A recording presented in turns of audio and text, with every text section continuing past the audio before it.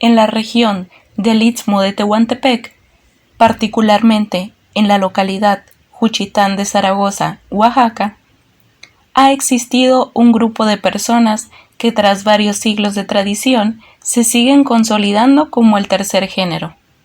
Esto quiere decir que no se ven a sí mismos como hombres o mujeres, sino como muxes. Son personas que al momento de nacer fueron reconocidas biológicamente como hombres, pero que desde la niñez pueden llegar a asumir ciertos roles y comportamientos masculinos o femeninos, para formar una identidad de género distinta a la mayormente aceptada en México, que se caracteriza por ser binaria y con una dominación masculina bastante marcada. Para comprender mejor esta identidad, es necesario conocer más acerca de la lengua zapoteca y su diferencia con el español, pues recordemos que el idioma puede reflejar la manera de pensar de una comunidad. Aunque las muxes han convivido dentro de la comunidad zapoteca desde la época precolombina, después de la conquista de España, se han hecho diversas historias de cómo fue su origen relacionadas a la religión católica. La más conocida es que fueron creadas por San Vicente Ferrer, el santo patrono de Juchitán. Es así que a lo largo de la historia, las muxes siguen siendo aún una figura importante dentro de su cultura, pues son grandes representantes de su pueblo y parte importante dentro de sus familias. A pesar de que aún dentro de su comunidad pueden llegar a ser vistas como gente que solo se dedica a labores artesanales y gastronómicas, algunas muxes han tenido la oportunidad de estudiar y dedicarse a otra profesión, ya sea de abogadas, arquitectas, entre otras.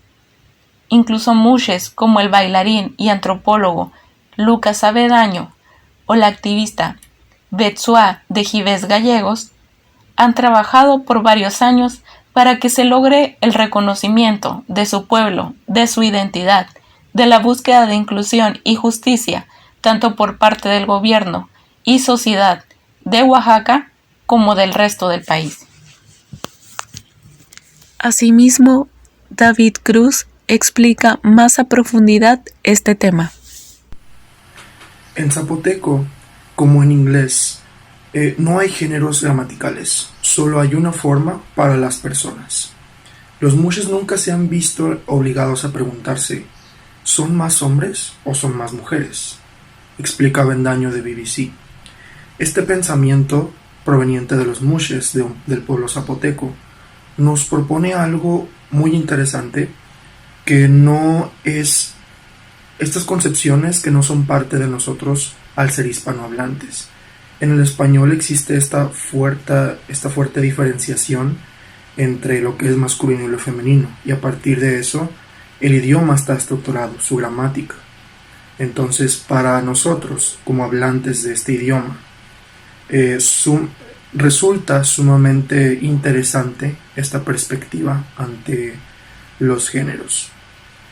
Según Lynn Stephen, en su artículo publicado en el 2002, las costumbres españolas se centraban en limitantes de las expresiones sexuales, siguiendo un sistema de género jerárquico, que, como parte inherente del idioma español, da suma importancia, como antes se mencionaba, al género de las cosas, si éstas son masculinas o femeninas, y favorece siempre, o al menos históricamente ha favorecido a los hombres y a la masculinidad por sobre las mujeres y la feminidad. En contraste con el sistema europeo, los zapotecos y los mixtecos también veían a los roles masculinos y femeninos como complementarios, parte del otro. Es justo esta visión zapoteca, que queda plasmada en la gramática de su lengua o su idioma, que no toma en cuenta las diferencias de género, y la que permite que en la cultura zapoteca existan y se respeten a los muxes como parte de su sociedad. Es por esto que, basada en un artículo de la BBC, Marina García nos relata más acerca de ello. Bueno, una vez que David ya nos explicó un poco acerca de cómo es que la lengua, el idioma zapoteco que hablan en esta comunidad afecta realmente a su manera de pensar y su manera de ver el mundo, yo les voy a hablar un poco acerca de cómo son vistos los mushes dentro de su comunidad, el papel que ellos tienen dentro de la comunidad, de la cultura en la que viven. Para ello me basaré en un artículo de BBC Travel de 28 de noviembre de 2018 llamado ¿Quiénes son los mushes? El tercer género que existe en el sur de México. Hay hombres y mujeres y hay algo en medio. Pues como ya se mencionó, los mushes son considerados dentro de su cultura como un tercer género. A ellos se les clasifica como este tercer género que realmente se respeta, se reconoce y se celebra dentro de su comunidad desde la época prehispánica. Dentro de estas culturas todavía actualmente se le considera al mushe, la madre lo considera como el mejor de sus hijos, ya que se supone normalmente es el que se va a quedar con los padres, se va a quedar con ellos hasta sus tiempos más difíciles, que pueden ser la vejez, la enfermedad, ya que realmente no suelen contraer matrimonio, no se suelen casar.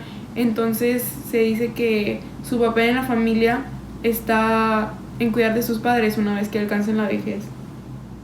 A causa de esto, pues se puede decir que las madres de los mushes realmente les consideran como un soporte tanto moral como económico. Están conscientes de que no se van a quedar solas aun cuando maduren. Sin embargo, este no es el único papel que tienen los mushes en la sociedad o en la cultura en la que ellos viven. También realizan otro tipo de actividades que contribuyen un poco más hacia la economía de sus culturas, como por ejemplo muchos mushes trabajan sobre todo en la organización de fiestas tradicionales, como pueden ser 15 años, pueden ser bodas, que realmente son una gran parte de la economía local. Principalmente se desarrollan pues en el ámbito de la confección de disfraces y de adornos para estas dichas fiestas. Y por último es importante recalcar que usualmente en sus comunidades los mushes tienen un papel muy importante dentro de la Iglesia Católica. Incluso, bueno, en Tehuantepec los mushes tienen su propia hermandad dentro de las iglesias y suelen también apoyar con algunas de las fiestas, con decoraciones y demás. Y bueno, pues eso es todo por mi parte acerca del papel que tienen los mushes dentro de su cultura, su comunidad, y pues gracias. Es por todo lo anterior mencionado que resulta necesario decir que en definitiva aún tenemos mucho que aprender de esta comunidad. Hay que darnos cuenta que es realmente importante conocer y sobre todo respetar otras culturas. Reflexionar un poco sobre los valores en cuales se están fundando y cómo esto les podría ayudar a vivir sin exclusión e invisibilización social.